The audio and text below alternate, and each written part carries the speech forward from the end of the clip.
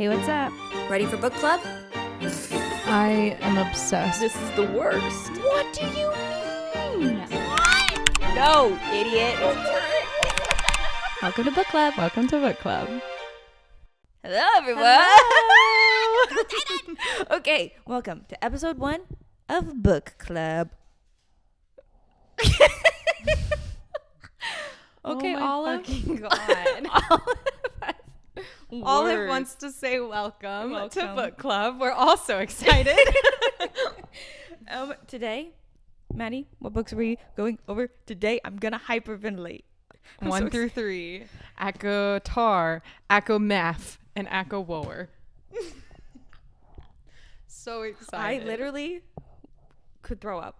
These books have consumed my entire life. The books since we have started reading inspired this podcast, yeah. but it's only up from or down. It might only be down from here. I really feel like my life might take a drastic downward spiral once we're finished with these we got our book club cardigans. book club cardies on. Okay, you know what? Let's fucking get into it. Yeah.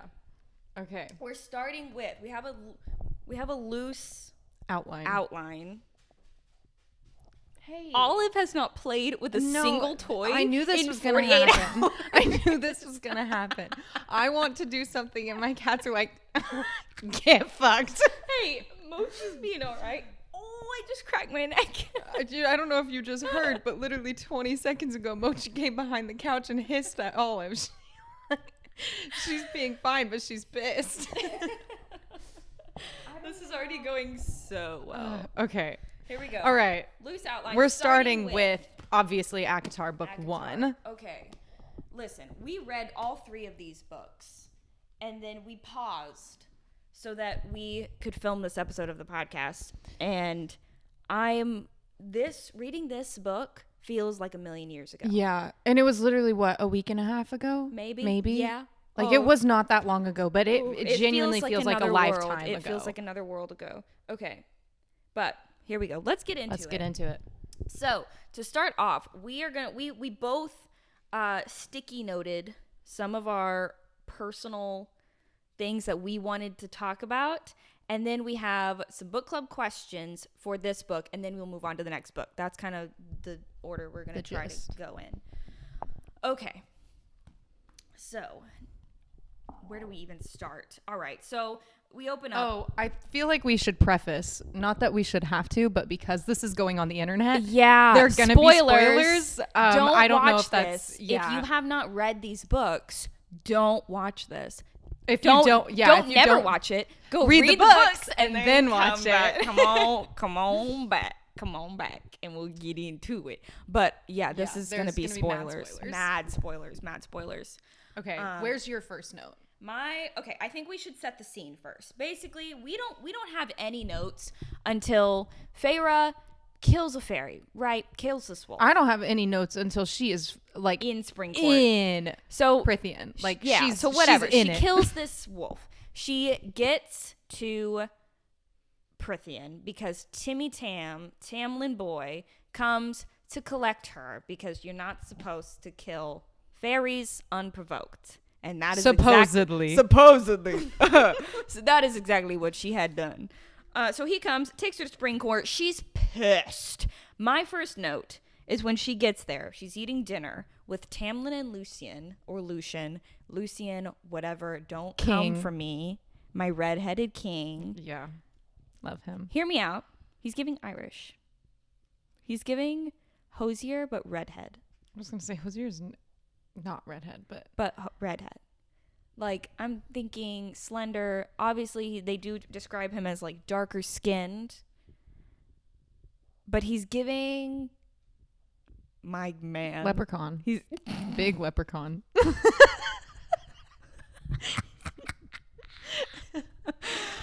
He's giving sexy hot. I love him. And my first note is on page 64. They're eating dinner and Lucian is kind of flaming Feyre, honestly, for being such a grumpy little butthole. Olive, stop chewing on those cords. Girl. Okay. Lucien is kind of flaming Feyre because she's being a grumpy old troll and doesn't want to put on a dress. And Olive, stop. Anyways, I don't even think that picks up on the mic. I don't think it does. Okay, so the first note that I have is Lucien says, true, but indulge me. You're a human woman, and yet you'd rather eat hot coals than sit here longer than necessary. Ignoring this and waves to his face, the metal eye, the brutal scar, this little smirky grin. Ooh, brother. And this is what my note was. I knew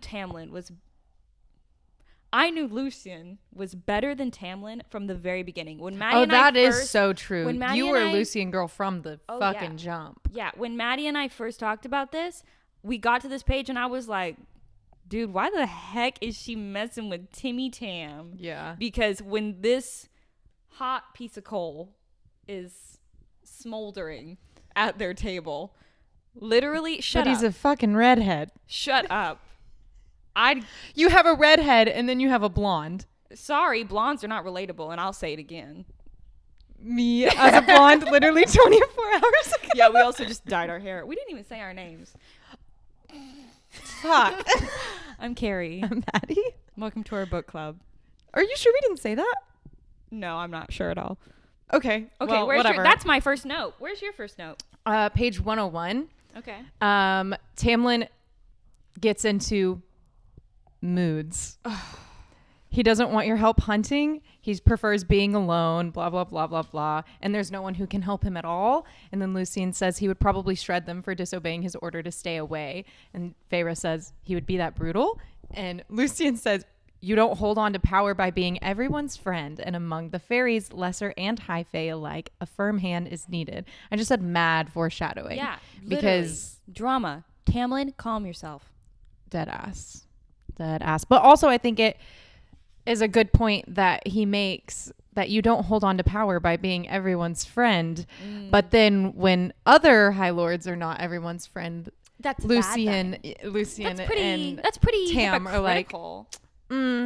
interesting. So just thought that was interesting. Yeah. And then just to jump forward, if we're going through the first book a little quickly, it's because let's all be for real. It only gets interesting with It only ACOTAR. gets interesting as soon like as they this get one's to the Night good. Court. It's a really good. great intro, but like once you get to that second Let's book, be real. oh You don't my know God. until you know. You don't know Yeah. what you're missing until you've got it. A Court of Mist and Fury. We're not there yet. We're not there yet. Okay. Obviously, Lord. next note, 188 and chapter 21. Meeting Rhys for the first time and Calamine night in general. Fire night, fire daddies everywhere. Timmy Tam's getting freaky in a mountain. And Feyre cannot help but be drawn to the drumming. Right, she's drawn to the drumming. The drumming. And whatever, some guys corner her in the woods, and lo and behold. Yeah, Olive is really hyped about Fire Night. She said, I've been waiting for this part. She's jumped on the counter. Honestly, yeah. Yeah, That's I'll so put me on the relatable. counter. Calamine. Ooh. Anyways, she gets cornered by these men, right? And then the one and only Rhysand, Shadow Daddy, Lord of the Night Court, but we do not know this yet, appears and saves her and says the iconic lines. There you are. I've been looking for you. Thank you for finding her for me. I love him. And again, you don't know until you know. I love him. Going back through this book, knowing what we know now, getting through the first 3 books. We haven't read the last 2. Just getting through the first 3 books. Oh. Yeah. Jesus It's Christ. on and popping. Yeah. Oh no. There goes Akamath. That was it. And then my whole note is just Calamine in general. After Calamine hot. After Calamine, Dog. Listen. I know we all have some feelings about Timmy Tam. You cannot I'll give him this one. Page 197, 198, 96. I don't know my numbers. 196 to 197. choke me, put me in a chokehold, slam me to the ground. But we also have to acknowledge there was a lot of foreshadowing with that. There's a lot of foreshadowing because this is the first sexy scene and then between Feyre and Timmy Tam Tam. And he ends it with "Don't ever disobey me again." And she like let's be honest, that in a joke, not in necessarily a consensual, in a you're in on it, that kind of thing. All right. But like in a serious, in this sense where she's talking, he's not even really himself. Yeah. Also, the only time he ever makes a move is when he's not himself. Red flag. Yeah. Red flag. What the hell is that about? You have to be under the influence. Red flag. Yeah, under the influence of like magic and some other girly and pops. Puss. Yeah, you just came home. You've got other fairy pussy on your lips, and you're gonna come at me. Don't ever disobey me again. Get out of my face. Get out. Okay. Also, too, one thing that I did just remember, I didn't highlight this, but we talked about again. If you either know, you know. Don't spoilers here. In Under the Mountain, Rhys paints Feyre for the ball, whatever, the dances, the parties. In Calamine, this is the first time we see the paint. Tamlin is painted up. And Feyre says, you can see smudges in the paint from exactly where he had been touched. All I gotta say is, oh my God. Wait, I just flipped to my next note. We immediately have to talk about it. We immediately have to address 239. You know what it is. Do I? She has the most delicious thoughts about you, Tamlin. Okay. You're kidding. Rhys barges into spring court like a baller. Shadows flowing. Night is surrounding him. They glamour Feyre. Lucian's pressed up against her, which come on. Come on. From the jump. Listen, Feyre, hot take. I feel like if anyone's got a nice butt, it's Lucian. There are definitely other characters who I feel like have a nice ass, but we'll get into that. But I feel like he's just got a nice little butt. You know what I mean? Better than Tamlin's. Tamlin probably has Hank Hill ass.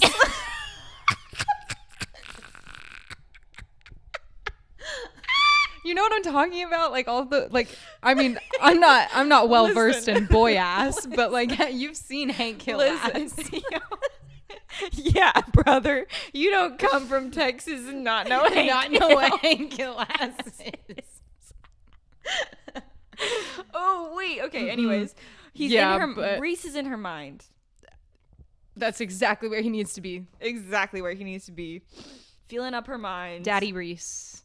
She has the most delicious thoughts about you, Tamlin. I'm curious. Oh my God, that part too. I'm curious. Why did she wonder if it would feel good to have you bite her breast the way you bit her neck? Push me out the fucking window. I remember reading that for the first time and I was like, Jesus Christ. Well, here's the thing. I remember reading this for the first time and thinking, Feyre, you're kind of annoying. I didn't like her at first. Yeah. I thought she was grumpy grumps. Her sisters sucked. Her dad sucked. And what? You get taken away. Oh, shocker. You live in a mansion now. You're well fed. You're taken care of. And you're being grump. Yeah, but also I mean, from the perspective that we know they're like hot fairies, yes. But from just imagine, clearly Lucian knows they're hot fairies too. A man showing up to your house and dragging you. I just want to kill me. He was in beast mode.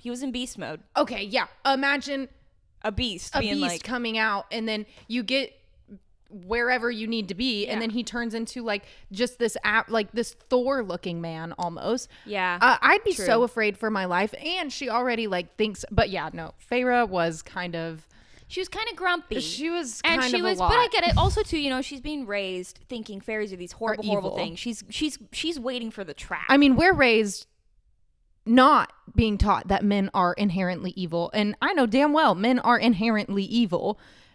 If a man showed up and was like, "You're coming with me," I'd be like, "The fuck I am." No, I don't think so. You're gonna have to kill me. Listen, and this is why we're here, ladies, and whoever else is listening, because we all know that men like Rhys don't exist. They don't exist. They won't exist. They'll never look. This fairy tale. This is fake. This is fake. Don't tell me. I'm not going to say it again because I don't want to say that to myself. But we're going to say it now. This is fake. Yeah. So get over yourself. Yeah. But I also simply won't. Simply not happening. Simply not happening. My next note, moving on. This is going to be a long episode because we're covering all 3 books. So buckle up, sister. 332. In the middle of the page on 332, this is Rhys basically foreshadowing that Tamlin wasn't going to do shit. There's also one on 3:13 or something that I had, and I just highlighted, why did Tamlin do nothing? Yeah. There's so many times. I don't even know, girl. Yeah. Something happens. Tamlin didn't do shit. What happens here? My note here is she's just finished her first challenge under the mountain. All right. She's left Spring Court, gone to save Tamlin, being drawn by something. Okay. Shocker. Mm-hmm. We know what it is. It's our Shadow High Lord. But in 332, Rhys is basically like, you got a fever. Your arm's about to fall off because you got a worm bone sticking out of it. Icky, nasty. Also, the Alaskan bullworm. I was going to say, can we address the fact that it's a fucking worm? And I'm just thinking the whole time that it's the Alaskan bullworm from SpongeBob. I mean, I guess that. Like a scary Alaskan bullworm. But I'm also picturing like in its mouth, like whirling rows and rows and rows of whirly gumdrop teeth. Not gumdrops, but sharp needle teeth. Like little razor blades. Like he's got a table saw in his mouth. That's what I'm picturing. But anyways, like also icky, nasty, gross. And she's rubbing it. She's getting all up in it. But Rhys is like, okay, bets on her. Let's talk about that. Rhys bets. Oh my God, yeah. Why did he do that? Because I mean, like, I know I think because he knew, he was like, all right, somebody, if nobody's betting on this girl, all these other high fae, they don't realize the severity of the situation. He knows if this girl doesn't break this curse, Amarantha's got him by the throat. Yeah. She's got their balls in her hand. She's not letting anyone go. And he's been there for 50 years. All right. He's done with it. Yeah. So, but he's a smarty smart. He's only smarty one under the mountain. Let's be real. And he's looking at her thinking, okay, if she doesn't win these challenges, we are screwed. So he has to help her. So he's like, you know what? If anyone's going to bet on her, which also aside from the fact that he's drawn to her. Yeah. He's like, she's got to be it. This is my shot. This is our last shot. He's putting all the marbles out there. Which is also why I think he shows up here in her cell and is like, listen, he's still putting on grumpy High Lord. He says, the second option, he's like, listen, you take my offer, I'll heal you. This other option is, that only a fool would take, would be for you to refuse my offer and place your life and thus Tamlin's in the hands of chance. He's basically saying, put your life in my hands and you have a way better shot, because if you don't put your life in my hands, you're therefore putting your life in nobody's hands, because Tamlin's not going to step up to the plate. So you might as well toss Tamlin's life out the window. Right. Because then we're all screwed. He's not only saying, trust me because I can handle this. He's saying, you don't have any other option, because Timmy Tam isn't going to do it. He sucks. He's not going to do it. He's going to sit there and he's going to watch you die. Yeah. You're down here. You're dying. Maybe Lucien will show up. But Lucien... is also being fucking tortured. He got an eyeball ripped out. He's getting tortured. Tamlin had to whip him. Shut up. Oh, I forgot about that. Yeah, he's getting beat up. He almost dies. That's the whole reason. Yeah, he's getting his shit rocked the entire time. Sad day. Sad day. Is this is after... Yeah, we need to talk about Trial 2. Girl. I'm sorry, that's so fucking funny to me. All of the memes that are like about Trial 2 or Task 2. First of all, in the beginning, in the beginning, Amarantha doesn't. Can we talk about the irony? Amarantha doesn't even know. She can't read. She doesn't even know that she can't read. What's up? My name's Kyle. I'm 19 and I never fucking learned how to read. Never, not once. And so there's little riddles. She's betting on the fact that Feyre's just a dumb human. She doesn't know quite how dumb. Yeah. And so she's like, look at these illiterate riddles. You're never going to get these riddles. She's like, you're damn right I'll never get damn these right riddles. I'm not going to get these read riddles. I don't know what the fuck it says. And Lucian, on the other side. He's like, Feyre, just pick chained a to the ground. goddamn. He's like, pick a lever, girl. Any Pick a fucking lever. lever at this point. Like, He's literally on the ground. He's like, we're going to die. and we're he's gonna like die. chained to the ground, no? Right? Yeah. And for what? And for what? To die slow. Literally, Amarantha could have just killed Feyre and it could have just been her, like her and the bullworm. But no, she had to have Lucian tied to the ground Because too. the stress. Yeah. She wants to add that. And Lucian's bringing the stress. He's screaming at her the entire time. Can you imagine? And he made fun of her. He knew she was dumb and illiterate. Not dumb. Shortcoming is what they called it. Yeah, and also Tamlin was like, shortcoming. yeah, sure, you can't read. Cool, you don't gotta read. Yeah. Tamlin was like, that means nothing to me. Cool, you want to paint instead? Great. It's like giving a toddler some crayons. Yeah. Or an iPad. At the dinner table. She was an iPad kid. They said, no, we're not going to teach you how to read, but you know what you can have? Paint. Goody. Where's your next note? We gotta wrap up book one. I can't even lie. My notes for book one were just like hot, delicious moments. Yeah, my notes for book one good. were shit. Yeah. The next note I have is 366. End of challenge 2. This was the moment I knew Rhys was for me. Because at the very end, he's in her mind. He's saying, don't let her see you cry.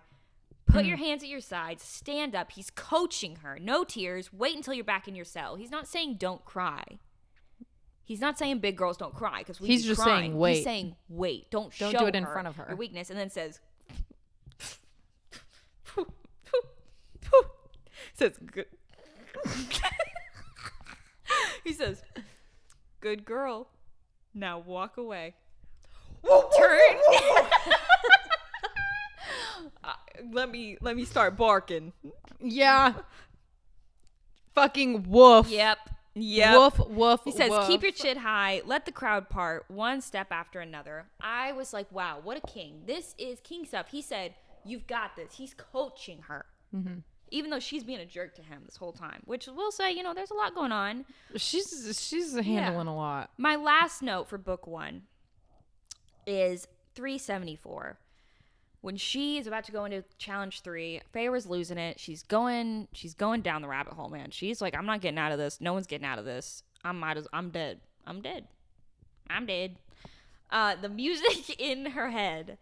Rhys brings the music, and knowing what we know now, reading back through this had me sobbing because literally there's an entire page basically where she's listening to this music and she's seeing these images, and when you first read through ACOTAR, you don't realize what she's it is describing Valeris. Yeah.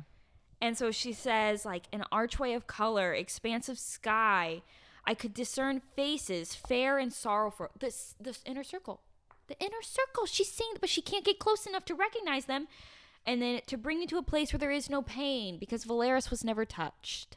Beautiful, beautiful. And this is what keeps her wanting to live. Gives her the will to live the same way that gives Rhys the will to live. How much I wanted to stay here among the clouds and color and light. Shocking for being from the night court. But I just thought that was beautiful. Rhys doesn't even know another way to keep her alive. And so he gives her what keeps him alive. But there's a point in the second book that I literally made a note of it because of that. He didn't send her the images of Valeris. He only sent the music. You're right. Yeah. So that was just like her imagination. But it had to have been the mating bond. Yeah. That like showed her all that. 100%. Because later on too in the second book where he says like, I don't know, maybe you just, because we have a mate, or like because there's a bond, or because I gave you some of my power, you could slip into my mind without me even knowing. Yeah. Which like not very Rhys core. He always knows. He knows everything. And then I think I had one more thing highlighted in the end. Oh yeah, literally just 4:15 when he stumbles back. You find out what that means later. Yeah. But then that's all I got. And then she goes back to Spring Court. Thinking all is well, and we live happily ever after. But we do have a few questions. Yeah, we have some book club questions. Yeah. First, we're totally blew past our minute limit on that one. But that's okay. Let's What just are we go. at? We're at 25 minutes right now. Oh, fuck. All right. We'll answer just these a going little for it. fast. Whatever. Book club questions. How do you feel about classic stories like Beauty and the Beast being retold? Do you prefer them to stay original or continue to be retold? I think before getting into fantasy books, I probably would have said, leave them be, come up with a new story. Because when it comes to movies, I'm like, come on, make a new movie. Stop doing remakes. But with this, it's only this first book, really. It's only this first book that's really Beauty and the Beast. And it's not even like a full retelling. It's just like a spin-off. In the same way that Disney would take like the original Grimm stories, fairy tale stories, and turn them into what we know now as classic Disney. That's basically what they did. Like, it goes off book. It goes crazy town. These go crazy town. And listen, if I had known that all they needed to do to remake stories like this to get me hooked was give them wings and shadows and six packs, say less. Yeah. I would have been like, all right, let's do it. Let's do it. Let's do it. I really like honestly, like, if it wouldn't have been pointed out to me, truthfully, I don't know if I would have caught on to the fact that this was a Beauty and the Beast retelling. Well, I didn't notice it until I was talking to Dylan, my boyfriend. And I was like trying to explain to him the plot of this in like 15 minutes, and he was like, so Beauty and the Beast, literally a Disney movie? And I was like, oh. Huh. Glad somebody caught on to that. Yeah, I didn't catch that. I didn't catch that, but good point. Yeah, literally. I don't know. I liked it. I really liked it. Okay, second question. Which of the 3 trials seemed the most intense? Which one would you pick to do if you have a choice? Well, because I'm not illiterate, I would have picked the second one. Yeah. And I would have given myself a chance to get the riddles, but hear me out. 100%, I would have died the first task, let's be honest. That little wiggle worm, I wouldn't have never made it. Also, I'm sorry, mud, I would have just buried my face and let myself suffocate. Like, my survival instincts, me and Brian talk about this all the time. Brian's my husband. My survival instincts and will to live in an apocalyptic in a stressful environment like that. No, I don't want it. Oh, it plummets, babe. I don't want it. The world, like he said, what would you do in a zombie apocalypse? Oh, I'd kill myself. Thank you very much. Actually,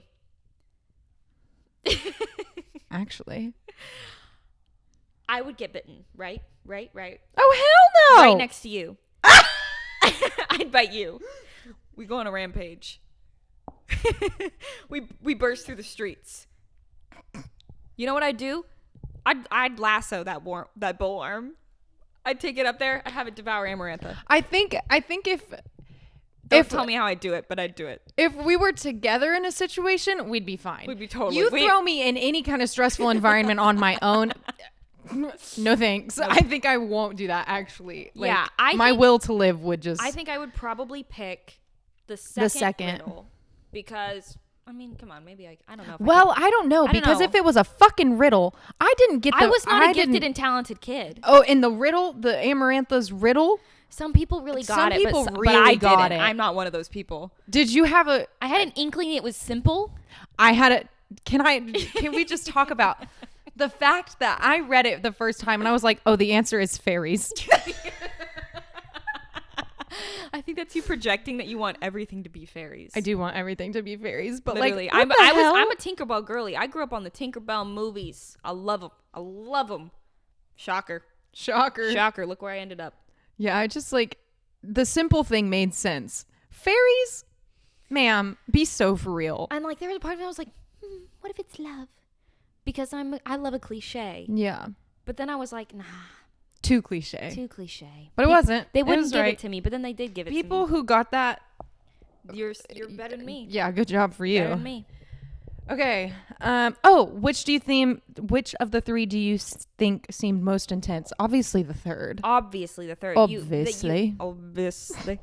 You have to kill people. Yeah. That's like, aside from, if you get through the bullworm, if you get through the second challenge, you're not afraid of death anymore. You thought you were going to die multiple times over at this point. At this point, she's fine with death. To be afraid of death. For yourself. It's another thing to be like, I am bringing death upon these. Other and Amarantha people. being like, They're innocent, by the way. And then she's like, they're covered, their faces are covered, and so Feyre's like, okay, Snatch maybe their I can wigs do off. this, and Amarantha's like, I don't think so. Crazy. Yeah, I'm talking way too loud. Jesus Louises. Okay, whatever. Question You can turn it down. 3. Last question of book 1. No, there's 2.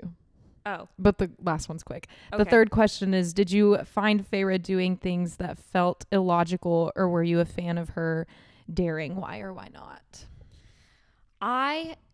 Oh, she was pissing me the fuck off. I'll tell you what. She was pissing me the hell off when she was like, my dad. That's my dad. No, are you fucking stupid? I remember that. Get a grip. Whenever we first read through this, I remember thinking, okay, so when the bog shows up, right? She just has gotten to Spring Court. The bog shows up, but we don't know it's the bog. And I'm like, oh, cliffhanger at the end of the chapter. It's her dad in the woods. Listen. I remember because that's where we paused. I remember thinking like, we paused right there. Yeah. Reconvened, spoke about it. And I was like, no, there's no way that's her dad. I remember I remember reading it and I want to say that I was like, yeah, I didn't think that was her dad. Duh, obviously. No, I'm new to the fantasy world and I'm eating it up. But in that moment, I was like, that's her dad. I don't know. I don't know. I was just like, no, her dad hasn't done shit. Her whole life, essentially, since his leg got beat up. And he hasn't done anything. He was going to let his 3 daughters starve to death. Not an inkling in me thought, oh yeah, this is the kind of man that's going to get a redemption arc 50 pages in. I mean, as somebody who is the youngest of 3 sisters that had a dad that didn't have a great relationship with, there were plenty of times where I was like, yes, come on. He's going to do it. He's going to do it this time. So I think it was a little bit of that. Yeah. It was a little bit but of that. He never does it. He never does it. He never did it. Okay, and then the last question. This was just for funsies. Out of this book, which scene stuck with you the most? I'm going to be honest. She has the most delicious thoughts about you. I will not lie. I will not lie. That interaction will never not be something that I think about. I mean, if I'm thinking about it, I think for me, listen, I know. I'm going to remind you all again, this is fake. It's fake. I know she was drinking the fairy wine. But you know, after that first night when Lucien comes in and he's like, girl, you were dancing. You were dancing. And then when anything that had to do with like Rhys coming into her cell while she was like all painted up, when he licks the tears. He licks her tears away. I think I would throw up if that happened to me in real life. Oh, yeah. But I would vomit on the floor. If I'm crying, don't fucking touch my face. But don't acknowledge that I'm crying. But in that first moment, and foremost. Yeah. Whew, reading palpitations. Again, I think it goes back to reading these kinds of things. Reading and living is different. Great. These kinds of things happening to somebody actually, not so great. Not so great. That's so great. But honestly, this isn't even a legit scene. Just the imagery of her going crazy, go stupid, dancing at the party. I'm eating it up. Yeah. I'm eating it up. And that's where we leave off. Yeah. Book 1. ACOMAF. Next. Let's do it. Book number 2. ACOMAF. A Court of Mist and Fury. A court of daddies and... A court of shadows and daddies. Yeah. That's what it is.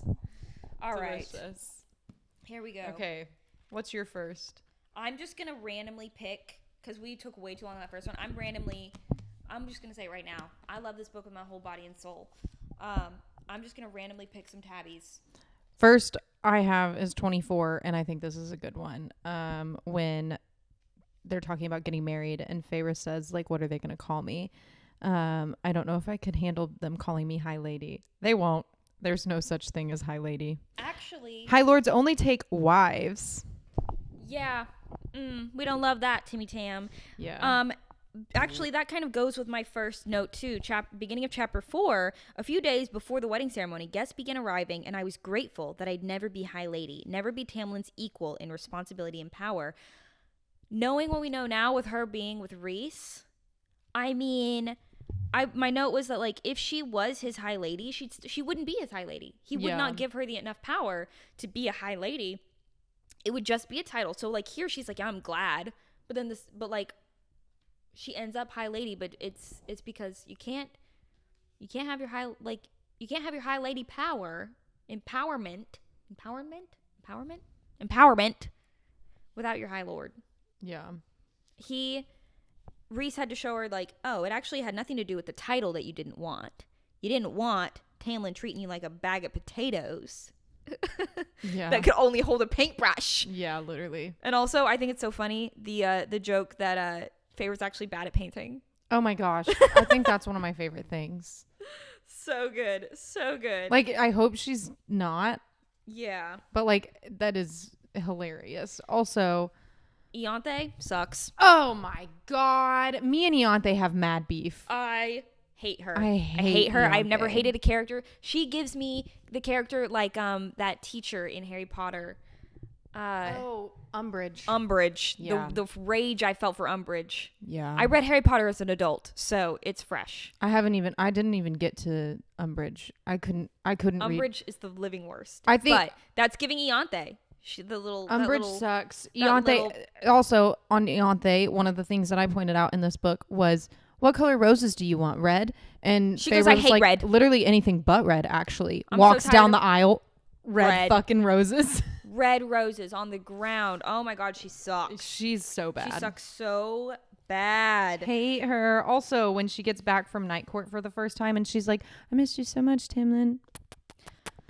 And he's like, I actually don't want to fuck you right now. What I need to do is get information out of you Immediately. What you can do is we can get off later, but like Yeah, right but now. right now, this is what we have to do. Yeah. So Not for lame. me. So lame. Like, come on. So lame. You missed your wedding night and you're No, doing literally. this?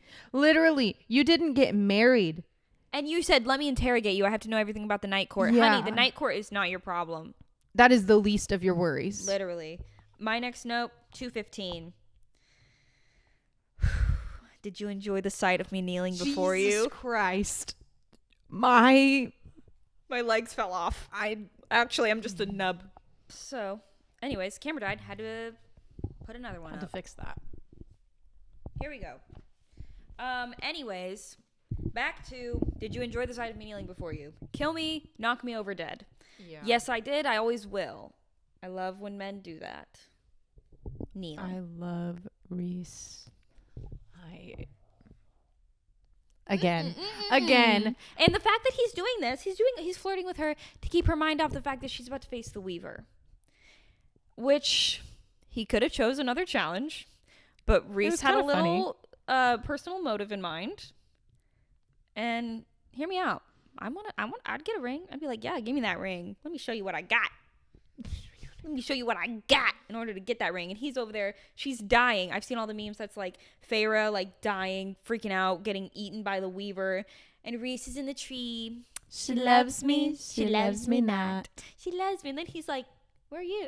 Where were you? And then it's that Tiger King meme that's like, I called out for help twice and not a fuck you. What do you need? Nothing. Yeah. Love that. Love that. What page was that on? 215. So on 289, this is what I was talking about earlier. She said, you sent that music into my cell. Why? And he said, because you were breaking and I couldn't find another way to save you. She said, I saw the night court. And he said, I didn't send those images to you. So she just saw the night court because it was because a sign. Because the bond. Yeah, Bond. and it was a sign. It was a sign. And then whatever, we go back into the night court and before this too, we meet the inner circle. And listen, hot takes, quick, rapid fire. My opinion on more. Hot. Love her, hot, girl. She is the girly pop. Amazing. She is the moment. We She's love the her. party. And Amryn, mommy. Amryn Amryn is is mother. mother. Amryn is giving. Is mother. Amryn is fierce. On page 280 is my next note. She gave Feyre that necklace to go to the bone carver. Yeah. Has no magic in it. She knew exactly what Feyre needed. Yeah. Because she is mother. Yeah, she is mother. She's giving. Cassian, big old daddy.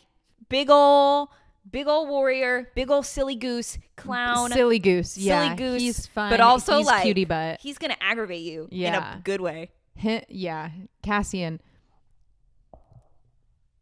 You mean Azriel? However, Cassian's great. Oh yeah. However, Asriel, the shadow slinger. What else is he slinging? Girl! Sorry, Mom. Sorry, Mom. My mom won't care. my mom's gonna be like, Jesus Christ. Anyways, Asriel could walk me like a dog. He could put a leash around my fucking neck. Asriel say bark and I say whoa, whoa, whoa, whoa. I love Asriel so bad. I love him so bad. It says 2 words. That's it. I love how mysterious he is. I know. My cousin said, let's be real. I love how mysterious he is. And my cousin says, you mean the way he just doesn't talk? I love when men know their place, first and foremost. Maddie hates men. Husband. Has a husband. Also, please don't feel for our husbands and boyfriends. They are, if nothing, benefiting from these books. So I don't want to see any. I don't want to see the slander. Any slander about these books. Yeah. But love that. Asriel, also so polite. Asriel's so sweet. It's a sweetie boy. Love him. Yeah. Asriel's a sweetie boy. I love him so much. I know. He's so good. And then, listen. That was not rapid fire. It wasn't. Whatever. More was rapid fire. More was rapid fire. Because she's just the Morrigan. Moment. Yeah. 296. Around this point in the book is where we start to see Feyre realize exactly the kind of power imbalance that her and Tamlin had. She's feeling bad, all right, because she's already in the spring court or in the night court, left the spring court, not going back. And on 296, she literally says, "Yes, he'd fought for me, but I'd fought harder for him." And girlies, if you know, you know. You know. If you know, you know. It has to be a balance. It has to be equal. And I feel like my queen, Sarah J. Maas, shows that. Yeah. In the comparison between her relationship with Tamlin and her relationship with Rhys. I mean, it's drastically different. It's like day and night. Oh, it's like spring and night. There you go. Wow, there you go. Wow, there you go. What a phenomenon. What if she put thought into that? It's like she's an author who planned out her fucking books. Okay, where's your next note? We got to get through this to get to the questions. To the stars who listen and the dreams that are answered. Yes. That's the OG, the iconic line. We live for it. We love it. We love it. We eat it up. Mine. We have to jump. Court of Nightmares 416. Girl. Woo, proof of my traitorous body. His arms tightened around me and my face burned, perhaps a bit from shame. Rhys sensed my focus. My fire slip. It's fine, he said. It means nothing. It's just your body reacting. Punch me in the fucking face. In the face. Oh my God. Punch me in the face. Push me out a window. And you said this the other day, or yesterday maybe even. The amount of times he probably had to say that to himself when he was 50 years under the mountain. Mm-hmm. That little bitch.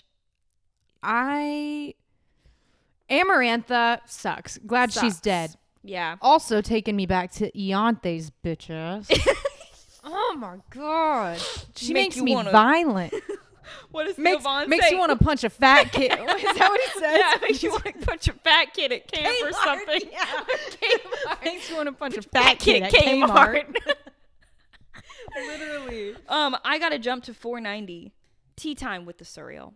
I love the Surreal. The Surreal's my boy. He's the drama. He's the moment. He's here for it. He knows all the tea, and he is eating it up. He says, "Oh, if you want to heal your mate," and Feyre says, "Huh? Record scratch? What?" And he was like, "You didn't know? You didn't know?" Yeah.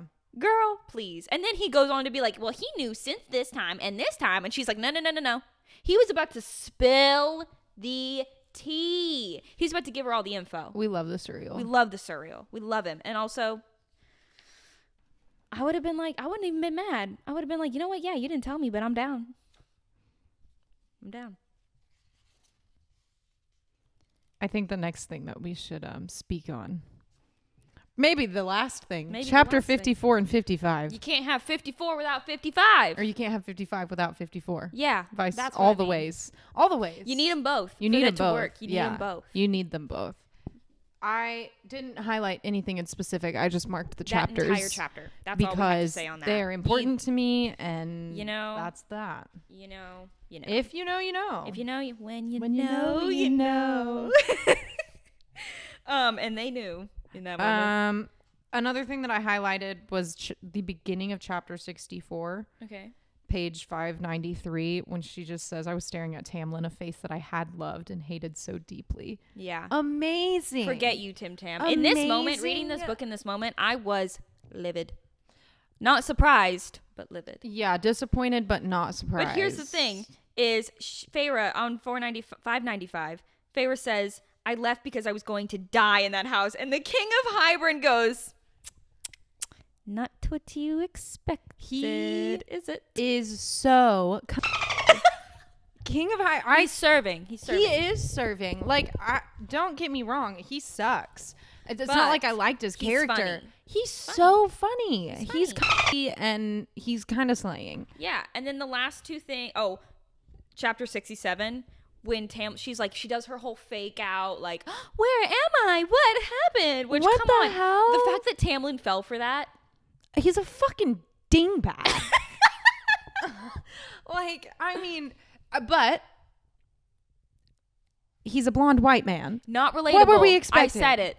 I mean, not relatable. That is true. And then chapter 67, she says, I was sobbing and his arms came around me. Every inch of them felt wrong. I nearly gagged on his scent. So funny. She said, ugh, you're gross, Tamlin. You're gross. Hate you. And then the last note that I have in this book, she is the High Lady of the Night Court. Daddy Reese. Oh my God. Yeah. So good. Love. So good. Love. Like, Reese is giving daddy in the sense that, like, he has a woman and he will get on his fucking knees for that woman. Tamlin could never give daddy because he would never get on his knees for his woman. And I'm sorry. You're not on your knees for your woman. What the hell are you doing? Literally. And here's the thing. Women are so magical. When you have that, you're gonna it goes both ways. Yeah. It goes both ways. And that's the thing, is it's not that we listen, under the right circumstances, say whatever you want, be possessive, whatever. But in the real life, in your day-to-day, you have to be on the same page. Yeah. And you have to be equal. And Tamlin was like, well, this is how my dad did it. Even though he said his dad was just as bad as Lucian's dad. Yeah. But he was like, well, this is how my dad did it. This is how I'm going to do it. The epitome of men. Stop it. The epitome You know it's bad and you still do it? Yeah. And then you blame it on your temper. It's just a bad day for me. Pretending to sleep. She's throwing up, dying. Oh my God, literally she's vomiting in the bathroom, sweating, nightmares, ripping sheets apart. And he's like, he said, what the hell was that? I don't know. I don't know. What was that? That fucking one Wendy Williams memes where she's like, what was that? James? That was Tamlin every night when Favorite was vomiting up her goddamn guts. Literally. And he was just Reese is like, does nobody care? Does nobody care? When Reese wakes her up from the nightmare, that's another thing we didn't talk about, but yeah. Delicious. And then again, at the very end of A Court of Mist and Fury? Akamath. Yeah. She's a spy. Goes into the spring court. Yeah. Fox in the chicken coop. Mm-hmm. And Lucian knows. He doesn't know exactly what she's hiding, but he knows she's but hiding something. And he's not going to say because shit. He says, oh my God. Elaine. Timing, babe. Read the fucking Elaine room. has just been traumatized. Her body has the been most completely traumatizing changed. thing that's ever happened to her, She probably. is a little simple golden flower. When Nicki Minaj says she is a little ladybug, that is Elaine. Yeah. And Lucian said, You're my mate. You're my mate. Why did he do that? I mean, like, but it was so funny. It was funny. He said, "Word vomit," and I do like Lucian. Like, he's a cool dude. He's got some faults. He's a little little spineless, a little bit. Yeah, he's kind of a pussy. Yeah. What was I gonna say? Shit, dog. I don't remember. Let's move on to questions. Anyways, we'll move on to the questions, I guess. First question is, does Tamlin's treatment of Feyre in the second book change your opinion on him? Do you now see him as a bad guy or a good guy who did terrible things? And explain. I don't see Tamlin as a bad guy. I don't like him.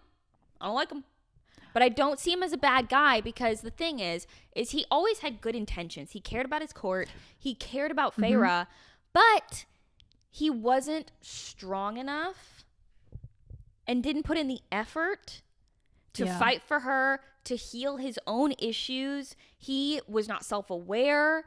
These are all issues. There's so many men that are like that, but you have to put in the effort to get better. It's like, you can't expect all the self-growth to be on Feyre. Right.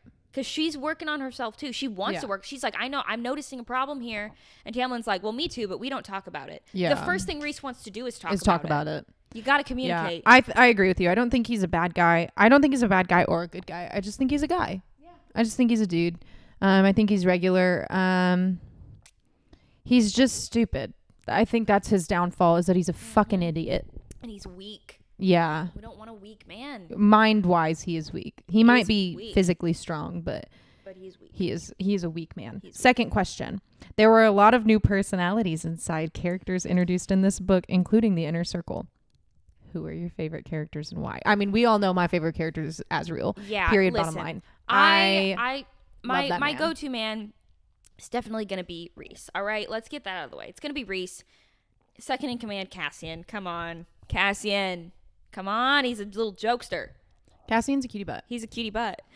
But as far as my favies of the new characters, one of the characters that I think is so impressive is Mor.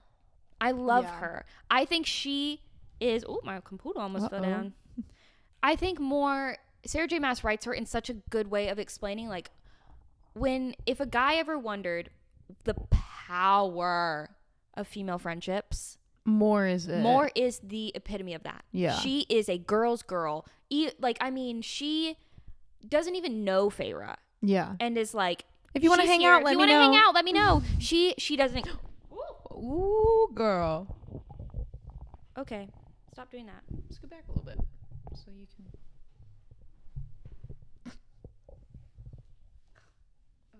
Really rude of you. Anyway, she doesn't get mad at Feyre for being short with her. Yeah. She understands. She's so understanding and she's so friendly that, like, I don't know. I just think she's so impressive. You remind me of Mor. That's so sweet. Up until literally 24 hours ago, I was a blonde. Yeah. And giving more. Even with dark hair, you're giving more. That's really nice. Like, I feel like now I'm giving Nesta. Just cunt. Just bitch. I love Nesta. Just fucking asshole all the time. But the thing is really funny, I just love Mor. I love her character. I love that she has been through so much trauma and is still so powerful and still so feminine and enjoys life. Because it is very easy to write a trope that's like, oh, she's been through a lot. She's dark and broody. Yeah. But she's not. She gets serious. She gets her shit done. Mm-hmm. But she also wants to go and party. She wants to go have a little dance night. And I love that. She is powerful, feminine energy personified. We love Mor. We love Mor. Mor is great. Amren's great. Cassian's great. I just will never get over. I want to be on a leash and I want Asriel dragging me on the asphalt. Like, I love Asriel so bad. There's gonna be so many times of me just saying, I love Asriel so bad. So bad. I do. I do. Yeah. I really do. Yeah. There's that one TikTok. If you've seen it, you've seen it. It's of fan art. It's fan art of Asriel, but it has that remix, or not remix, but it's the hills, but with the electric and then oh my Jesus, yeah. Oh my that's a damn Sarah, I need a book about Asriel. I need to know more about him. Yeah. Maybe I don't. Maybe that's why I don't like any other men, is because I know too fucking much about them. The second I learn that they have personalities, I'm like, uninterested. Literally, I don't know. I just, obviously, Cassian's I love my High Lord. Yeah, Rhys will never miss. But Cassian, I love him. I love him. He's training Feyre. Also, a big guy, but a softie. I love that. Let's talk about the comparison of One Direction to the boys. Liam as Tamlin, so funny to true. me. So funny true. to me. So true.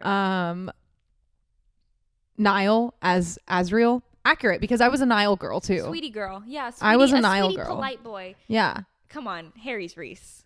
Harry's Reese. I think Harry is Cassian. No shot. I think Harry is Cassian, and I think Zayn is Reese. Nah. Harry's Reese. No, Harry is so funny. Harry is so well. Yeah, he is a Harry little is jokester. Harry is a jokester. He is fun. He is I think quirky. I just wouldn't. Yeah, that's true. Look wise, yeah, most people would choose. I mean, Harry yeah, it's not like Niall over looks Reese. like Asriel. Well, yeah, Yeah, but like no, you're right. personality Personality-wise, wise, I guess Harry yeah, is he's a definitely jokester. Cassian. He's a goofball. And Zayn It is wackadoodle time. It with is him. wackadoodle It is time. wackadoodle time. Yeah, and like I love Cassian in the way that I love Harry Styles. Like, Yeah, they're just on my knees. yeah, yeah, yeah. Next question. Next question. As our last question for A Court of Mist and Fury. Two of the major themes in this book are loyalty and betrayal. What are the biggest examples of each, and how do they shape the book in your mind? Betrayal, obviously. I think loyalty and betrayal, I think the biggest examples of, like, in a character, I think both of them can go to Tamlin. Crazy, but stay with me for a second. Because he betrays everybody by siding with Hybrid to get Feyre back. But in his mind, he is so loyal to Feyre that he would do anything to get her back. So I think that both loyalty and betrayal, those trophies can be handed to Tamlin. Yes, but I will say, I don't think his motives for the reason he loved Feyre, I do think he loved her, but Feyre even says it in the book too when she finally admits it to Reese. She was like, I think I was a lonely and sad person. Yeah. There's so many different kinds of love, and I think there is a love of somebody that is, you desperately need to love somebody. Yeah. You need to love them, and you need their love in return. And when you haven't processed your own issues, it is so easy to put that on other people. Right. And Tamlin has all these issues that he doesn't want to work through, he doesn't want to talk about, but he wants Feyre to be there for him anyways. And like, that's almost like a dependent kind. It's like, he's not even being loyal out of choice. It's like, he can either sink or swim. Yeah. And if he doesn't give everything, he is simultaneously sinking and swimming. If he doesn't put everything on Feyre, he knows he's going to sink. You know, but he's drowning Feyre in doing so. He this is gonna be really fucked up, but like, you know, you can drown in shallow water. That's Tamlin. Yeah, he's Stand literally up, dude. he's Stand drowning in 2 inches of water. Yeah, but yeah, you do have a point. But I just think I would say betrayal. In my first thing popped in my head, Ianthe. Ianthe sells out her sisters. Yeah. To sell out, it's one thing to be like, all right, Prithian, cool. But Ianthe, not only did she betray Tamlin, Lucian, she has her own agenda. She sucks. She's the worst. There was like Sells no out. motive for that either, other than just to be a bitch. She wants to get on Hybern's good side and the Queen's good sides. She's on her own agenda. Yeah. So she sells out the sisters. Why bring them into this? Right. Why bring them into this? There was no reason. Yeah. Ianthe, 0 out of 10 character. 0 out of 10. She sucks so bad. I would say loyalty.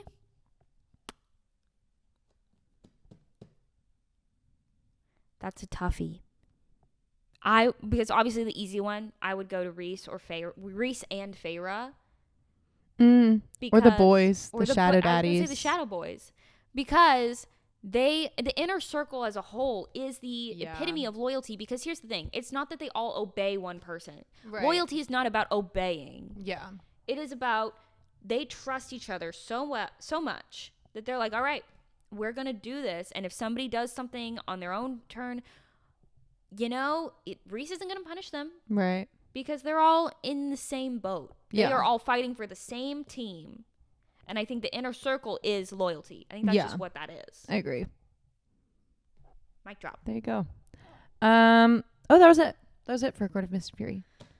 Well, now we're on the most traumatizing book of fucking all. Literally. Oh my god. Literally. The tears that were shed during A Court of Wings and Ruin. So many. I was sobbing. Literally. Sobbing. There are notes in my book that literally all it says tears. Points to tear. There were tear stains on the page. Talking 2013 Tumblr vibes. Tears on the page. Yeah. Literally. Where to even begin? I have way too many notes. I was going absolutely crazy with this book. The first thing I have to bring up, not serious. Jurian. Actually, I have something before that. Oh. Chapter 6. The way that the Naga got into the Spring Court, a set of keys to the estate has gone missing. Why do they need jingle jangle little keys on a keychain?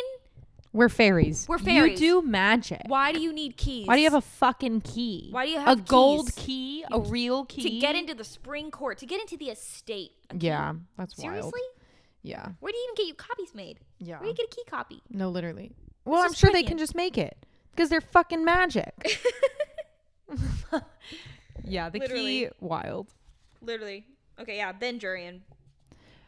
Jurian is also so funny. Let's be honest. So funny. From the jump, I love that he has a redemption. I thought he was funny. Yeah, I actually on 62, after, I think this was after Feyre sent the children of the blessed back. And then and she basically she was like, fuck you, you're not eating them. Yeah. Or killing them. And then Jurian was like, Thanks for that. Thanks for that. So I highlighted. Because he's still human. I don't know what he said, but I just highlighted something and I said foreshadowing Jurian's possible betrayal of King Hybern. Yep.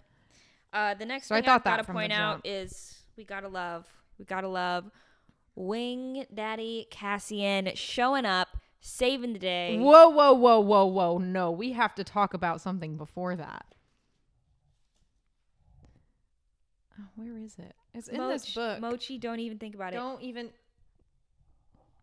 Everybody say hi to Mochi. Everyone say hi to Mochi. Can you at least get on the pillow, girl?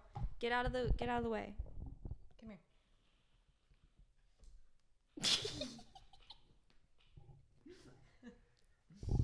Thanks for joining the party. Yeah, she said you brought up Cassian.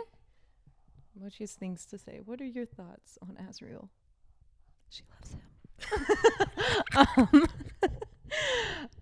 What we need to discuss is Feyre getting all touchy with Lucian in front of Tamlin. Oh my god, that was one of my favorite scenes. I love her. She is such a sneaky little sneaker. That was so good. And the thing is Lucian. You know what we didn't talk about? What? In A Court of Mist and Fury, when. No, never mind. It's not in A Court of Mist. Okay, it's not in A Court of Mist. It's in this book. We'll get there. Okay.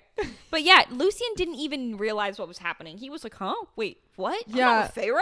And Feyre's like, yeah, we're not together or anything. She's like, I'm just having a bad dream. And he's like, fucking Christ almighty. Okay, come here. And Tamlin's like, he's like, I'll give you a fucking hug, I guess. Like, and Tamlin's like, what's going on in here? Why are you hugging her? What's happening? Why are you hugging her? Why are you wearing that nightgown? And then the way he just like stands in the hallway after Feyre shuts the fucking door in his face. He's like, am I being bamboozled right now? So funny. Am I being bamboozled? And then she fucks up Beyonce and leaves. Love that because she so tries to. Funny. She tries to. I don't think you can say that word. She tries to R-word Lucian. Assault Lucian. Yeah, like wild. Beyonce sucks. And when Feyre was smashing her fist with the rock, I was like, yes. Lucian's standing there like, this bitch is crazy. Yeah, and then they go crazy. Yeah. Now, back to where I was. Yeah. 121. Yeah. Literally, another impact struck the ice behind us. Shadow skittered in its wake. Azriel. Oh my god. And then Cassian drew Illyrian blades at the sight of them like home and said to Eris with lethal calm, I suggest you drop my lady. Oh, Jesus. Oh, it's on and poppin'.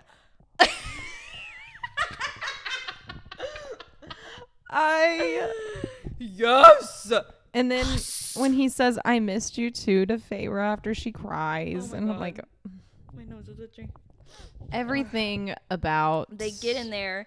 Oh, yeah. Oh, yeah. And everything then about that. 129, she gets back to the spring. She gets back to the night court, sees Rhys for the first time. And here we go with the opposite end of the spectrum. He does not interrogate her. She offers to give information. And he says, there's other things I got to do. And you're the top of the list, baby. You're the literally, he said, I love you more than I hate any war, more than I need any information.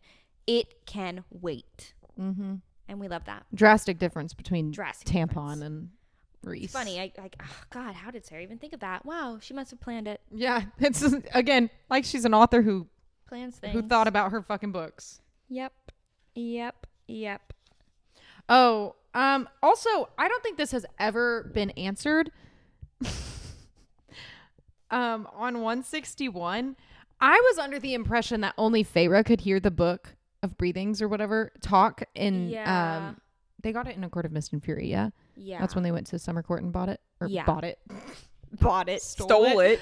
From Tarkin. Yeah, if you haven't done it already, look up that fan art. Tarkin fan art goes crazy. Look at that fan art.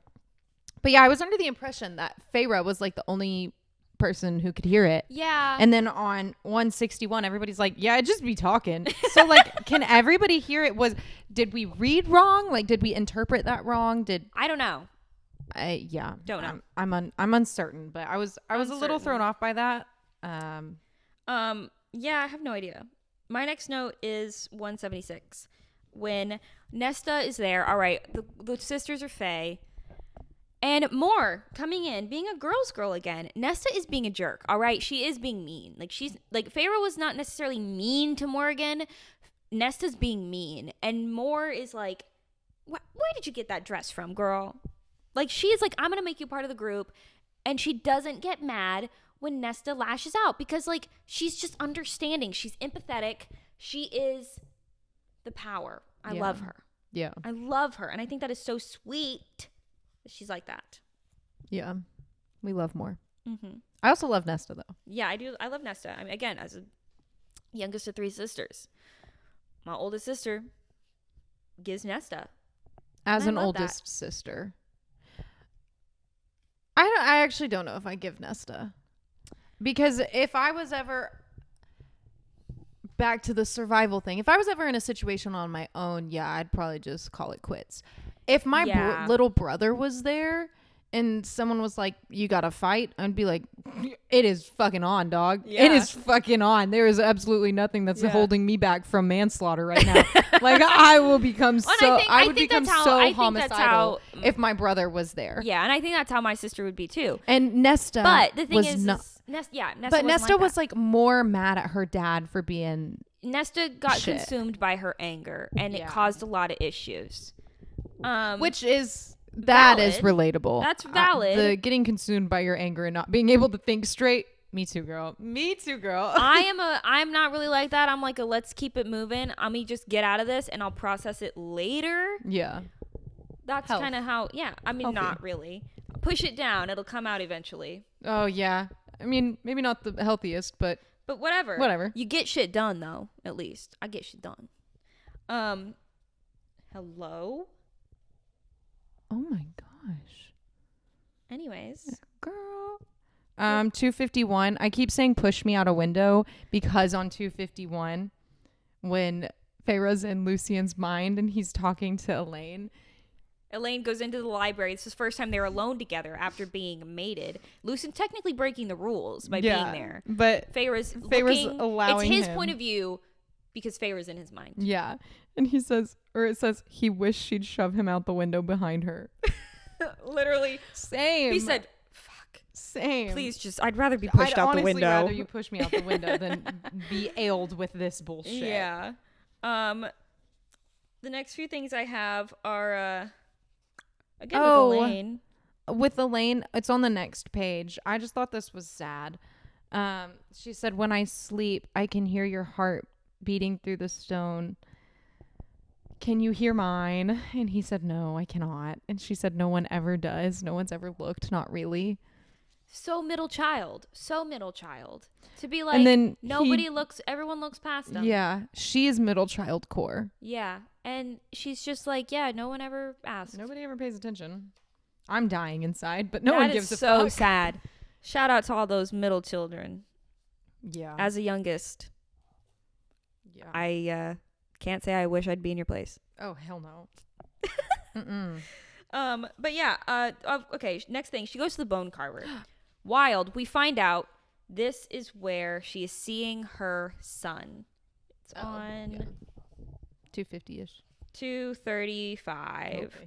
Okay. The bone carver is appearing to Feyre as her and Rhys's future son. Wild. That's my only comment. Is that was wild and I didn't see it coming. Crazy. I didn't see it coming. Me neither. You know whose arc I'm waiting for? 274. I brought this up. Yep. I have on 276. Eris. Yes. What is going to happen with him? Yeah, I just feel like, I mean, he is, I've said this from the jump, he is anti-hero. He's anti-hero. He's not bad. He's not great. He's not bad. But there is something more than what happened with what Moore knows. Moore only knows her trauma. Yeah, Moore only knows. As far as we know, she only knows her trauma. But here in chapter 26, Eris is alluding to the fact that there was more to that There's story. more. Yeah. That he was like, I didn't just throw you out there to die. So then what did you do, Eris? So Explain.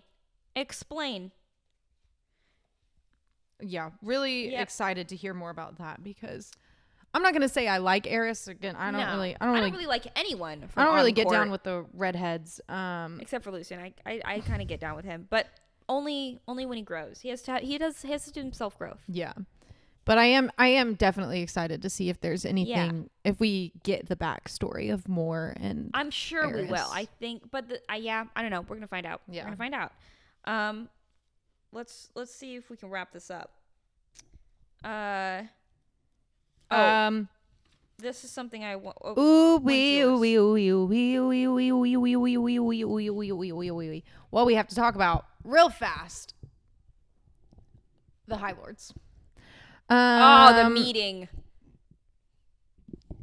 Also, when Helion is there, and Rhys is like, yeah, he's been trying to get Morgan and Cassian and Azriel to do a fucking foursome, and Feyre's like, why haven't they done that? And Rhys is like, do you want somebody else in our bed, girl? Are you offering, girl? You offering, girl? Also, Thiessen, gay. Thiessen is love cutie. Love him. He's cutie butt, powerful though. Yeah. But Helion. He is also the drama. And the fan art of him too. Yeah. Fan art is so good. He cracked me up the entire time during that meeting. Yeah. Every time something was happening, Helion was like, and then what? Oh yeah? What huh? What else? What else happened? And then as soon as he gets bored with Timmy Tam being annoying and a jerk, he's like, okay, I'm over it. Let's move on. Old news. Pfft, no one likes you, Tamlin.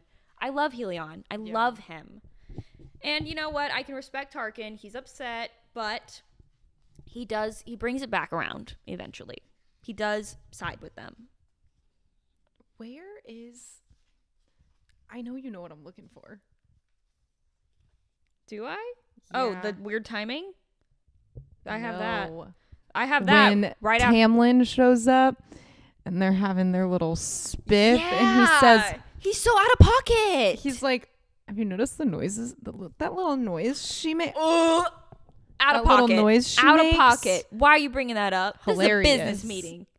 I was living for it. Was Helion in that situation. I was like, oh. I thought it was tacky. Something about two men fighting over. Something about two men getting down and dirty over a woman, and then I don't know. I really lived for the moment.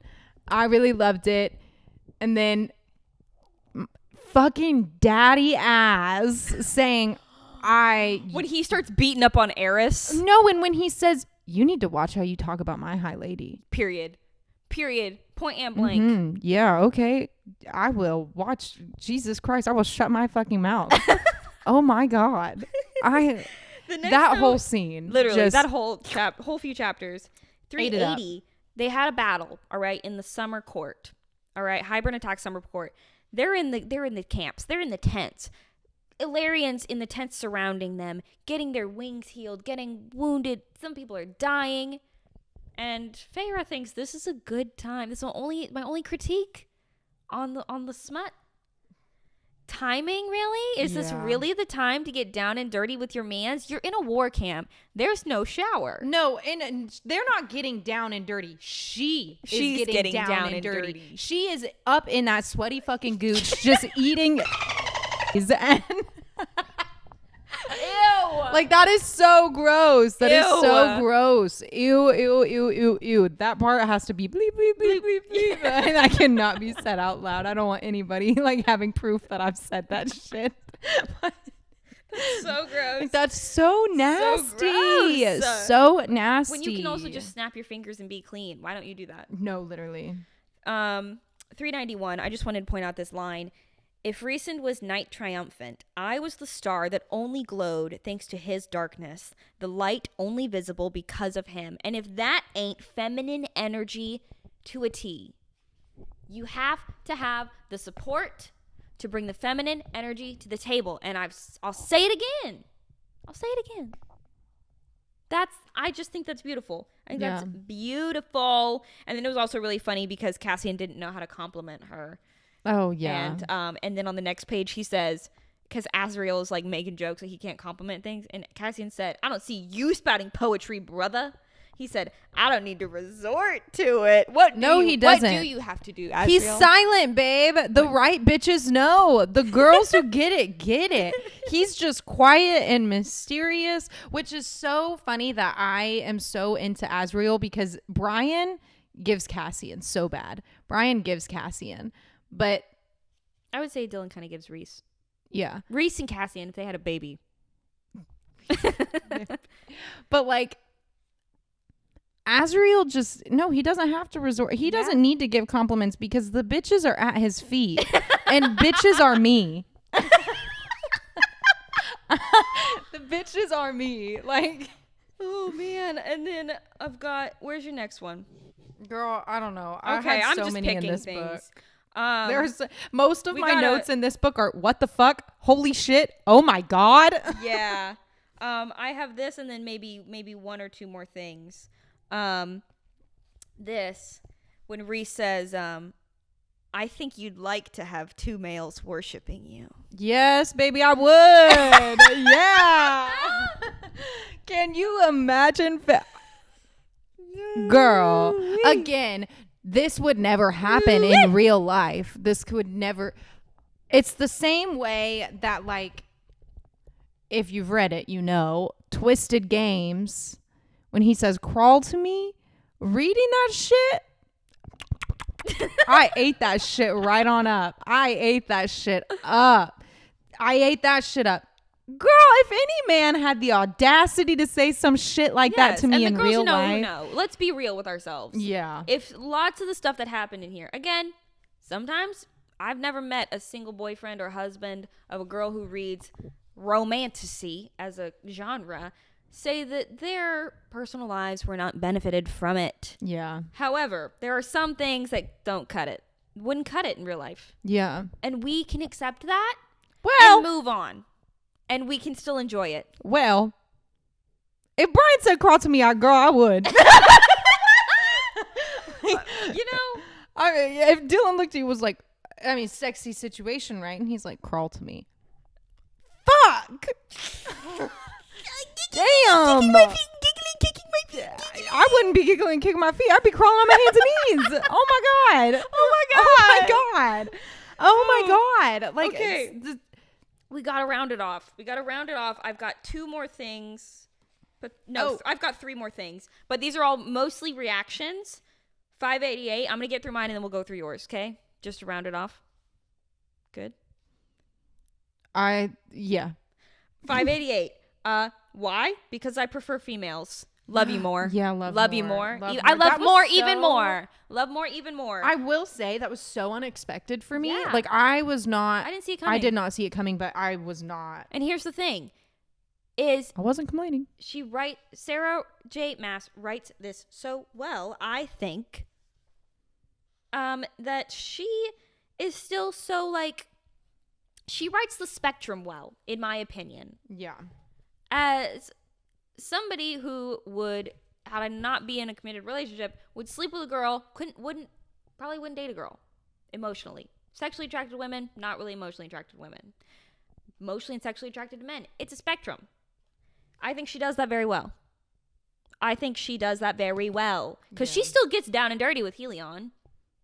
But For the wrong reasons. but she still does it. She does it. And she had done it before, but it's not the same. Yeah. And I would like to point out, just a reaction here too, she's really doing Asriel dirty though. She's gotta tell him, I think, in my opinion. Yeah. Sarah J. Maas. Hey, girl. I understand it's on your own timeline, but you can't lead him on. He doesn't know, he dude. needs a love interest, and her name needs to be Madi. I cannot. The next thing I have, the second to last point that I have is, again, as somebody, the youngest of 3 sisters, who had a very rocky relationship with their father, who is now deceased. 674, rock my world. He's dead. All right. The dad finally fought for them. Heartbreaking. Yeah. He dies. They have their little funeral. Feyre says the prayer. The prayer that she heard said to the fairy in the spring court. Wasn't it also the prayer that the one of the fairies was the female fairy when she killed her? The female fairy when she killed her was in the saying first this book? prayer: "Mother hold you. May you pass through the gates. May you smell that immortal land of milk and honey. Fear no evil. Feel no pain. May you enter eternity." I sobbed. This is where I was sobbing. That hit so Girl, close to I was home. sobbing. Oh, I was sobbing before this. Yes, The but surreal. That was the when I surreal, started sobbing. the surreal. Oh my god! And the line, "It was a dreamer, a heart of a dreamer." And good, Ianthe, get eaten up. Oh yeah, Get eaten I up. loved that. I loved Ianthe dying. And the way that the weaver kept the little stone, she Oh kept my on her hand God. and said, "This is mine now, bing." But let's be honest. But between, first of all, also Cutie Bryaxis. Love him. Cutie butt Bryaxis, we do love him. Um, Little sweetie boy. yeah. Between the surreal, the bone carver, and the weaver dying, I was at my fucking. Literally. I was at ends meet. Literally, Like, whenever the bone carver dies and the weaver sees it happen. and then Feyre's like inner monologue being, "I wonder who's gonna carve his death in the prison." Shut up. Are you fucking kidding me? Shut up. And also, too, the way the bone carver smiled as he died. I And know. it wasn't scary. I know. So sad. So sad. So sad. So sad. So sad. And the weaver, she still went to bat. The weaver went to bat. Love that for her. Love that for her. And then Bryaxis disappears. He said, "Bye. I don't need a window anymore." Yeah. The last thing I have 2 little sticky notes. Let me just double check. Chapter 77, I made a note that said, instead of reading this chapter, just shoot me in the face and then push me out the window. Yeah. I think it's 77. After the bond is broken because Rhys kills dies. himself. Yeah.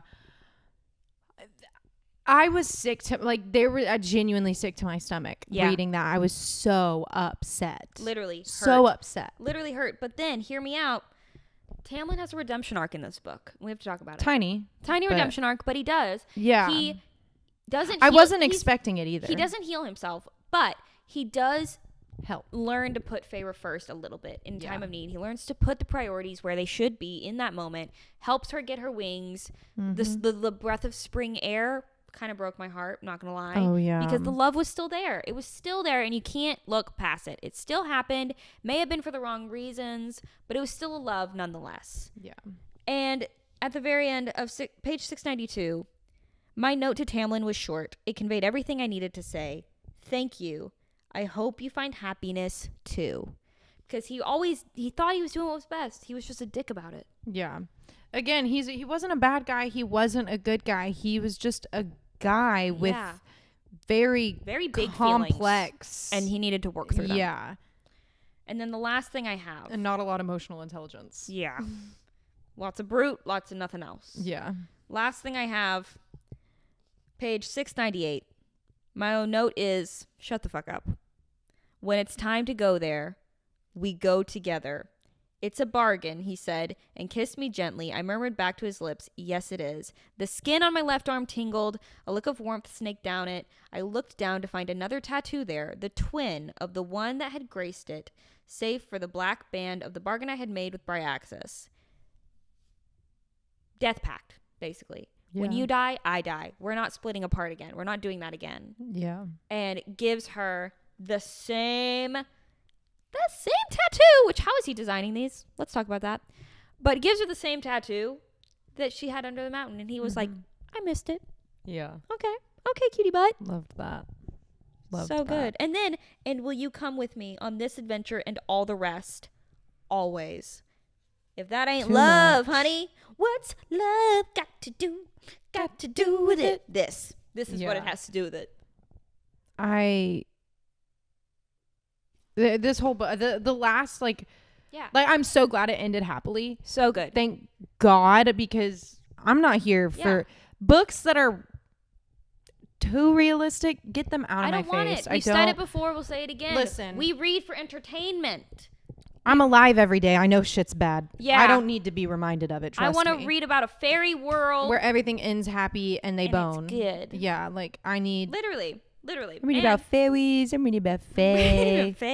I'm reading about fucking. Literally, and if they're not, I don't want to hear about it. Exactly. I don't want to hear about it. I want romance. I want fantasy. I want romantasy. Yeah. Worlds collide. Yeah. 100%. Literally beautiful, amazing. And these 3 books round out the series, or not the series, round out the first big plot, big conflict, and then we will move on to the next 2. But let's hit these questions, and then we have a game, and then that's it. We only have 2 questions for ACOTAR. First question was my question. Second question was Cari's question. So what do you think about the relationship between Feyre, Nesta, and Elaine? Do you think that Sarah J. Maas portrays sibling relationships accurately? I have seen controversy. Yeah. I have too, which is why I think this is such an interesting... People say Sarah J. Maas doesn't write sibling conflict very well. Mochi's about to have some words. She's going to jump up here. I can feel it. Mochi said, I have things to say about sibling conflict because you know what? Olive is a bitch. I actually hate my sibling, and I hate that you gave me one. Yeah, literally. Come here.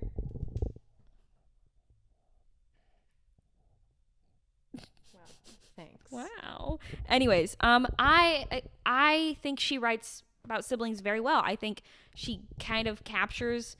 Obviously, Nesta is not the cookie cutter for a lot of older siblings. I feel like the controversy is that oldest siblings would be like, oh, I would never let my younger siblings fight for me, or something like that. But you have to understand too that Nesta didn't do all that. She let her anger consume her, and that is a very real thing too. You kind of go into yourself. You take on that parent role. Yeah. But you emotionally cut yourself off. Yeah. And Nesta took on the parent role because the dad didn't step up to the plate. And she was so angry at the dad that she emotionally cut herself off from Feyre. Mm-hmm. Especially, she talks about all the time how Feyre kind of looks like her mom. Like, she has her mom's features. Like, Nesta probably didn't even like to look at her. Let's be for real. Yeah. And she didn't like that, she had grown up. She had seen what their life had been like for more than any of them, the other siblings, before they lost their fortune, before everything went to hell. Mm-hmm. So she also was dealing with that when the younger siblings hadn't seen as much of it as she had. Right. So she was dealing with that. She was also very realistic about the world. Elaine, she's talking about skies and the clouds and the stars. Oh, Elaine is so funny. She's so funny. She's constantly speaking in riddles. Nobody knows what the hell she's saying. I'm hoping we get a little more on Elaine's character arc. I think we will. But as of right now, she is the middle child. She's getting looked over. I think it's pretty accurate. And then Feyre, being the youngest, I resonate with Feyre. I think that she was like, all right, I'm going to step up. We're going to get something done because I'm very much that way. I can't just sit around and watch shit happen and watch people be angry. Yeah. I'm going to take myself out of that situation and do something. Maybe not something about it. Maybe not process it, but I'm going to be doing something. Right. We're not sitting around. Yeah. So in that sense, I think she does it very well. I think she portrays not even just sibling relationships, but all relationships really, really, really, really, really well. Yeah. Just like the dynamics and of human relationships. And the way that like, I think she sprinkles in the sibling healing throughout Wings and Ruin. Yeah. Where there's little moments of like Nesta soft nap and being like, wow, Fairy, you look really beautiful. They give each other hugs. When they are all in the war camp and they all sleep together again. Like they all cuddle up like they used to in the cabin. That was a really warms my heart. They are still sisters, and they would still Elaine even when the King of Hybern shit happens. Oh yeah. Which we're gonna get more on Cassian in the next book, I know. And Nesta and Cassian. But Elaine comes in clutch. Yeah. That's not her thing, but for her sister she's gonna do it. Right. Because they're still her sisters. And I think that is the epitome of siblings. Yeah. 100%. You don't always agree with them, you don't always get along. There might be times where you straight up are like, I do not like you as a person. But they're still your siblings. Yeah. And when you are raised, it's like the only type of connection you can have with siblings. You are raised in the same environment. No one else can get that. Yeah. And I think that that's very important. Yeah. And then the second one was your question, which was... How do you feel about the way the inner circle handles the conflict around self-sacrifice?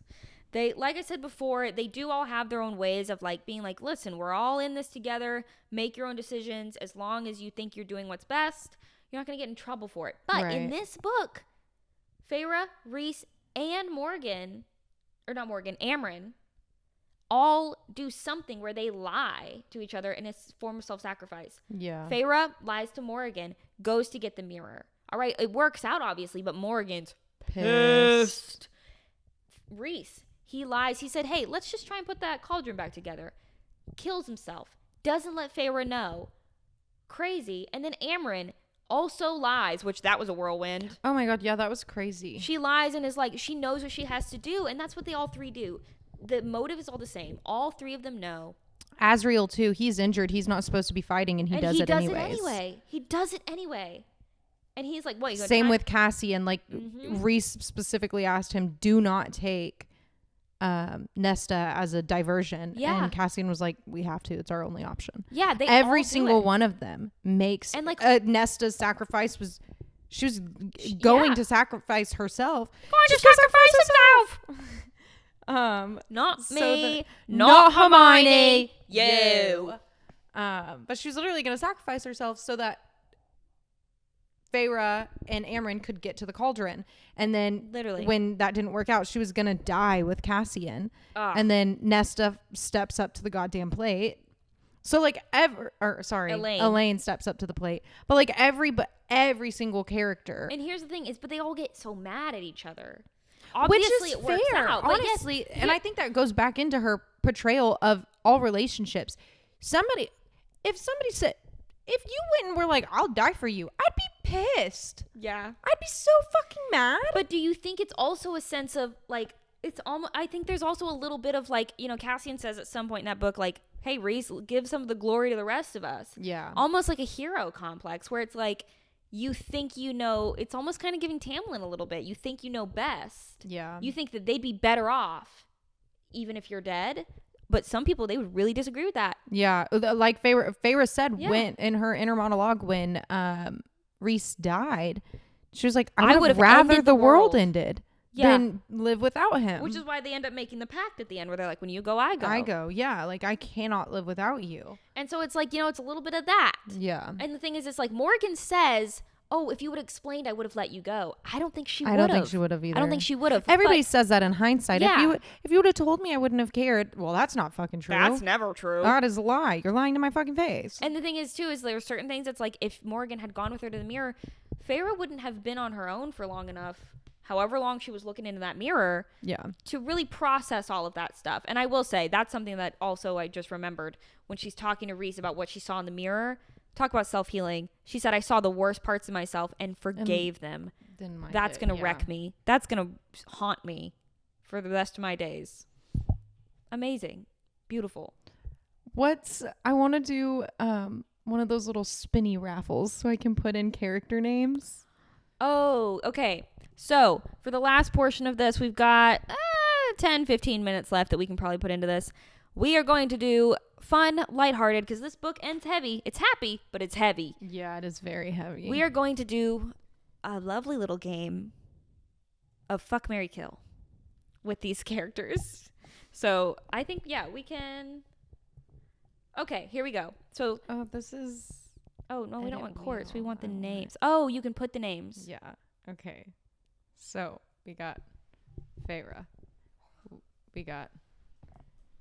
Oh, are we doing the men? Oh, I guess, yeah. I think we should just do all put of everybody. them. Yeah, let's just put them all in there. Reese. We got Azriel, Cassian. We got Cass. We Nesta. got More. Oh, more. We don't have to do the Nesta. sisters, I guess.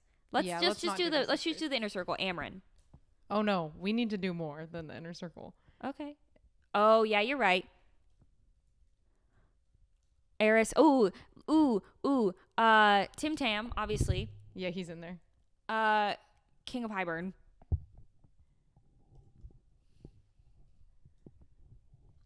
Who else? What's the winter court guy? Callius.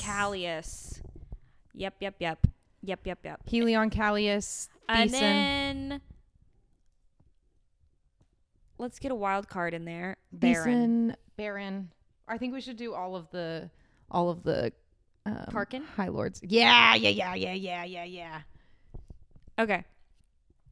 Okay, we got Feyre, Reese, Az, Cass, Moore, Amryn, Tamlin, Eris, Helion, Highburn, Callius, Thesan, Baron, Tarkin. Are we missing anybody? Lucian? Oh yeah. Lucian.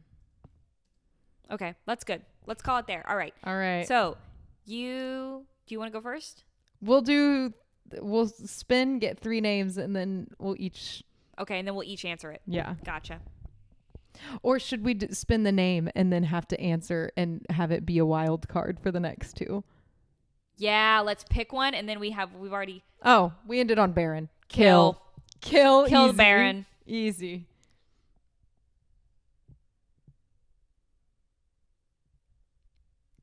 Feyre. Mary.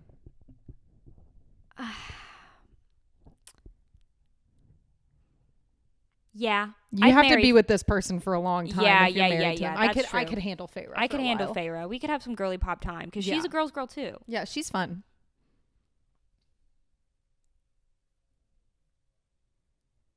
Fuck more. There we easy go. peasy. Let's There get we crazy. go. Okay. Okay, next. Let's pick all 3 this time. So between Callius,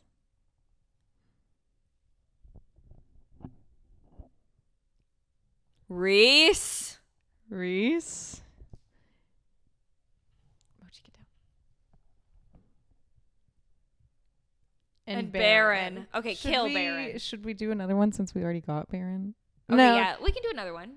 Oh, but I don't want to get somebody back. Okay, let's get it. Let's just go get another one. One more instead of Baron because we already had Baron.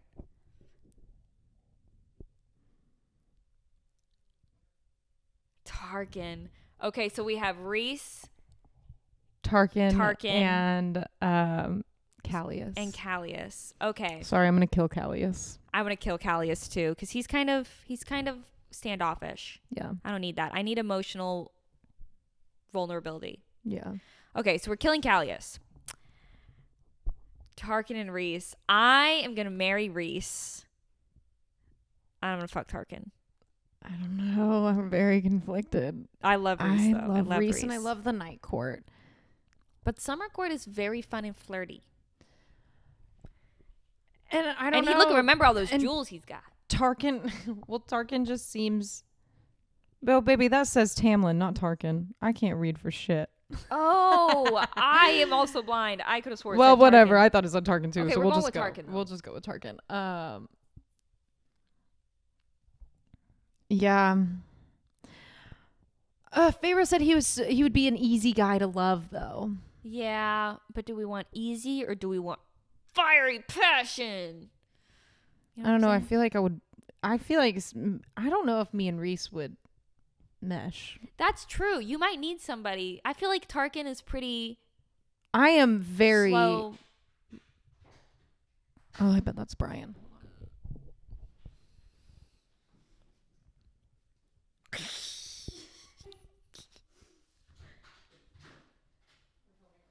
Welcome to the party. We're almost done.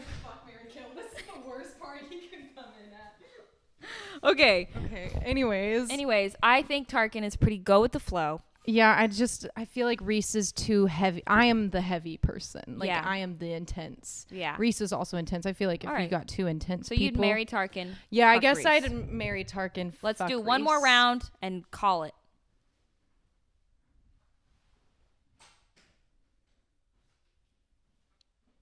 I mean, now we actually got Tarkin, but we'll say it's We'll Tamlin. say it's Tamlin. Yeah. Okay.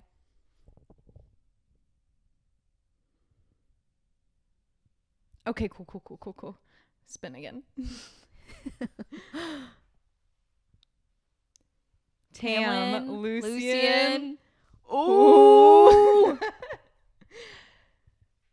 And Spin again. please be Asriel. Lucian again. No. Oh my we already god. got Reese. Come on. Give us one we haven't Give had me yet. Az. I kind of want a wild card. Oh, Hybern. Hybern. Okay. Lucian, Tamlin, or Hybern? Okay, I'm marrying Lucian. I'm killing Hybern. I'm fucking Tam, and I'm marrying Lucian. Period. But let's be honest. Asriel is my king. Asriel is my husband. He is the love interest. Ryan's standing there like, what the fuck do you mean Asriel's your husband? There we said go. That we didn't. Okay, just for an extra. Fuck, marry, kill Reese, the Bat Boys. Fuck, The marry, Bat kill Boys. the Bat Boys. Shit. First of all, I'd kill myself if I Literally, I'd pull a Farah. It should have been me. Should've been me. I would swear to God, she's gonna kill Asriel. I would kill Asriel. No. I would. I'd fuck Cassian and I'd marry Reese. Say it again. I'm marrying Asriel. I'm fucking Cassian. I'm killing Reese. What? Not the High Lord. He can come back. Clearly, they brought him back already. So Good point. my point is Good I get to point. keep them all alive. Or and then go what the ti- Helion route. Why choose? Kill yourself. I was gonna say bring him back. Then you know what time it is. Oh my God.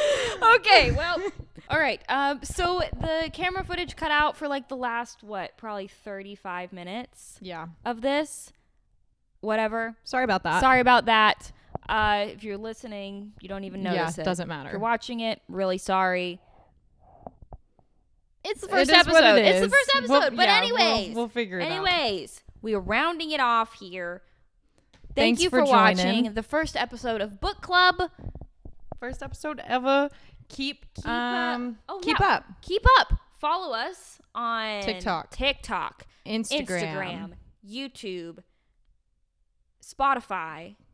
Yeah. That Stay in touch. Stay in touch. Follow us on GoodReads. Everything will be linked below. It's either going to be Book Club Pod, Book Club Podcast, something or the other, something like that. Yeah. It'll be Stay in the in touch. description, and stay in touch for next time. Yeah, we'll be discussing the last two books of the ACOTAR series 4 in the and next 5. episode. So that'll be fun And it'll be good. a really fun girly time. Yeah. So So stay in touch, keep listening, and we'll see you next time. Bye. bye.